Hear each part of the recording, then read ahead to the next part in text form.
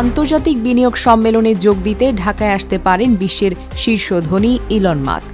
আগামী এপ্রিলে ঢাকায় অনুষ্ঠিত বিনিয়োগ সম্মেলনে টেসলা ও স্পেস এক্সের প্রতিষ্ঠাতা ইলন মাস্কের অংশগ্রহণ নিয়ে বাংলাদেশ সরকার বেশ আশাবাদী। সরকারি সূত্রে জানা যায়, অন্তর্বর্তীকালীন সরকারের একটি দল ইতোমধ্যে বিশ্বের শীর্ষ ব্যবসায়ীদের আমন্ত্রণ জানিয়েছেন এবং ইলন মাস্কের উপস্থিতি নিয়ে সরকারের মধ্যে আশাবাদও রয়েছে। এমনকি সম্প্রতি তার প্রধান নিরাপত্তা উপদেষ্টা এই বিষয়ে ঢাকা সফরও করেছেন। এপ্রিলের মাঝামাঝি সময়ে অনুষ্ঠিত হতে যাওয়া এই বিনিয়োগ সম্মেলনটি আয়োজন করবে বাংলাদেশ বিনিয়োগ উন্নয়ন কর্তৃপক্ষ।